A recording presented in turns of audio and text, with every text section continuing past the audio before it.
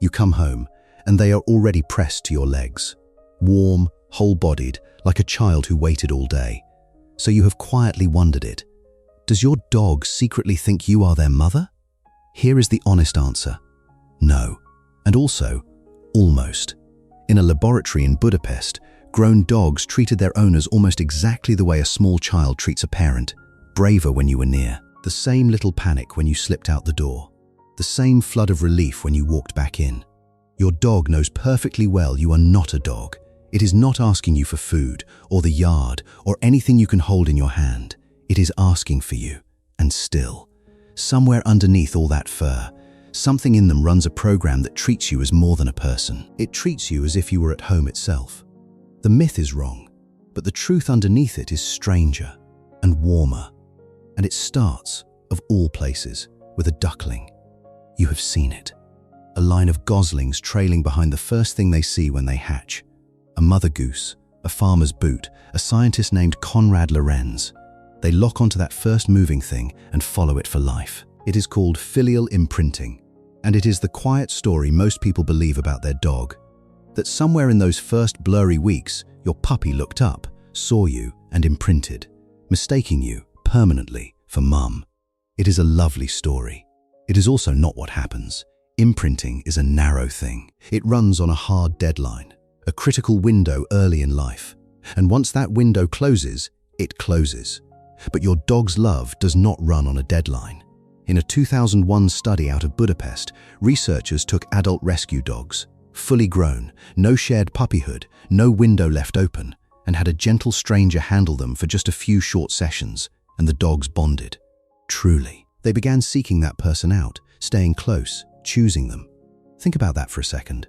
A dog can meet you at 7 years old and still attach to you as though you had been there since the very beginning. So if your dog came to you already grown, from a shelter, a rescue, a second chance, and still looks at you like you are the center of everything, that was never imprinting. A duckling gets stuck on the first thing it sees. Your dog did something else entirely. Your dog reached for you. But if it is not imprinting, then what is it? Here is where it gets interesting.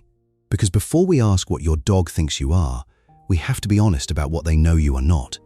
Watch what happens when you point. You lift your arm, extend one finger toward a ball across the yard, and your dog turns and trots straight to it. It looks like nothing. It is not nothing. A wolf. Even a wolf raised in a human home, hand-fed, adored, mostly cannot follow that gesture. Neither can a chimpanzee, our closest relative. Reading a human point is a specific social skill, and dogs are strangely, beautifully good at it. A researcher named Hare at Duke University spent years on exactly this. What he found is that dogs are wired to read us. Our hands, our eyes, the direction of our attention. As human signals, not dog signals. Your dog is not scanning you for another dog's body language. They keep a whole separate channel open, and it is tuned to people. So when your dog checks your face before they do something, when they glance up at you in a strange new place to ask, silently, is this safe? They are not reading you as a fellow dog. They are reading you as the human you are, which means the literal version of tonight's question quietly falls apart. They are not confused. They do not look at you and see a large, oddly shaped mother dog. They know exactly what you are. They just decided you were theirs anyway. And that is the real mystery. Not that your dog mistakes you for their mother, but that they know you are something completely different and hand you the bond a puppy is meant to save for one. So why does that bond still look so much like a puppy and its mum? To answer that, you have to look at what domestication actually did to the dog. And it is not quite what most people think. We did not only tame the wolf, we kept it young. There is a name for this: neoteny, paidomorphism. It means carrying juvenile traits into adulthood. The soft round features, the big eyes, the floppy ears, and the behavior too. The play, the whimper, the need. A wild wolf grows up and grows out of most of that. Your dog, in a very real sense, never fully does. This is a leading idea, not a closed case. But look at your dog, and you can almost see it. A 40-pound adult rolling onto their back, paws in the air, making a small, pleading sound at a human who is late with dinner. That is not grown wolf behavior. That is a puppy in a grown dog's body. You have watched it 100 times without ever naming it. The way they still want to be touching you when they sleep, pressed in close, the way a litter piles against its mother, fully grown, and still built for exactly that. And here is the detail that gives the whole thing away. In 2005, that same Budapest group ran a quietly extraordinary study. They raised wolf pups and dog pups exactly the same way. Hand-fed, carried, socialized around the clock by human caretakers. Identical treatment. Then they tested who formed a real attachment to their person. The dogs did. The wolves did not. Sit with how strange that is for a second. You can give a wolf everything. Warmth, food, patient hands, years of your life. And it will not fold you into its inner world the way a dog does by 8 weeks old. Same care, same humans, the same love poured in. And only one of them was built to bond back. The difference was never the raising. The difference was thousands of years of domestication. Quietly rewiring the dog to take the oldest program a young mammal owns, the one that says find your caregiver and hold on, and leave it switched on, for life, pointed at us. So when your grown dog presses into your leg, when they trail you from room to room, when they make that soft sound at the door, that is not neediness, it is not a flaw. It is a puppy program that was never meant to shut off, running exactly the way it was shaped to. They never outgrew needing a caregiver. Their whole species was made so they would not have to. They only needed that caregiver to be someone, and they chose you. But feelings are easy to imagine into a dog, so scientists did something harder. They measured it. And before we get to what they measured, if the way your dog reaches for you is starting to look a little different tonight, the leaning, the waiting by the door, the scrape of their nails on the floor the second you are home, do me one small favor. Hit like and subscribe. It is how these videos find more people who actually want to understand what their dog is trying to say. To measure something as invisible as attachment, you need a test. And decades ago, a psychologist named Mary Ainsworth built one. Not for dogs, for human babies. It is called the strange situation. You bring a child into an unfamiliar room with their parent. The parent leaves, a stranger stays. The parent returns, and you watch closely what the child does at each moment. Do they explore while the parent is there? Do they come apart when the parent goes? Do they settle when the parent comes back? From that, you can read the shape of the bond. In 1998, the Budapest researchers did something almost no one had done before. They ran that exact test. The human baby test, on grown dogs, 51 dogs and their owners. And what the dogs did was almost eerie. With their owner in the room, they explored.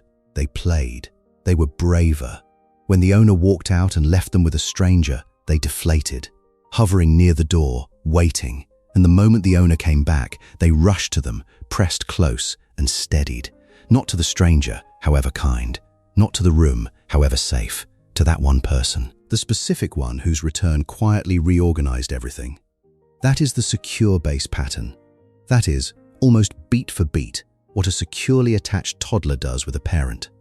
A separate study by Palmer and Custance found the very same thing again. And later work even noticed that the split between secure and insecure dogs looks a lot like the split you find in human children. Most of them landing on the secure side, reaching and trusting and steadied by one particular person, exactly the way most small children are. Not identical to a child. Let us be careful there, but built from the same blueprint. So the next time your dog wanders off to sniff the far corner of the yard the moment you sit down outside, and then glances back every little while to confirm you are still there, understand what you are watching. You are the reason that the yard is interesting instead of frightening. Take you out of the picture, and the same yard becomes a place they simply wait in to be found. In that moment, you are not their owner. You are their secure base, the still point they measure the entire world against. There is even a chemistry to it, and it runs in both directions. Reach over, right now, if your dog is near you, and rest your hand on their back, slow. The kind of contact you give 100 times a day without thinking.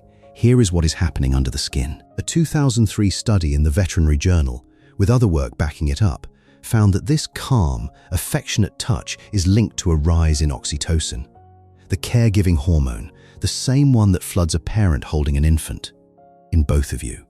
Not only the dog, you too. Blood pressure eases. The whole system downshifts on both ends of the hand. Hold the caution in mind. These are small studies and bodies are complicated, but the direction is tender and it is telling, because this is the part the mother myth gets exactly backward. You are not a substitute, not some stand-in for a mother your dog lost and is quietly trying to replace. It is not a one-way ache, it is a loop. The same chemistry a parent and child share, moving quietly between two fully grown creatures who are not even the same species. If petting your dog steadies you as much as it steadies them, you are feeling your half of it. You were never their replacement mother. You are the other half of a bond, and that quietly changes what this whole question was ever really asking. So, does your dog think you are their mother? Picture the last crowded place you took them. A park on a Saturday.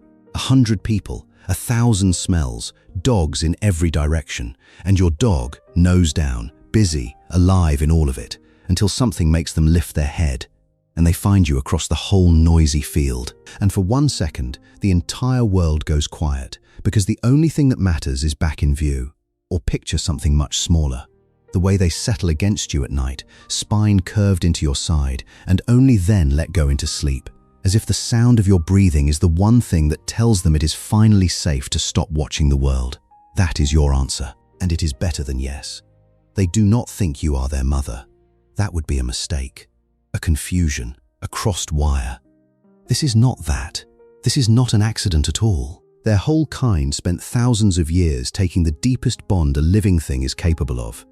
The very first one, the one a newborn feels for the body that keeps it alive, and slowly, generation by generation, reshaping it until it could reach across the line between two species, until it could land on a human, on a hand with no fur on it, on a face they know, with everything in them, is not a dog. Not because they were confused about any of it, but because, somewhere in the long story of their kind, they were made able to love like this at all. And then, handed a whole world full of people, they narrowed it down to one. And then, out of every living person on this earth, they aimed all of it at you. That look. The one that finds you in the crowd, the one waiting at the door, the one that seems certain you hung the moon. That is not confusion. Read it right, and it is almost too much to hold. It is the oldest love a mammal knows, redirected on purpose, and given whole to one person. You. They did not mistake you for family. They made you into it. So, one last time, the question you walked in with. Does your dog secretly think you are their mother? No. It is quieter than that, and older, and much harder to say out loud.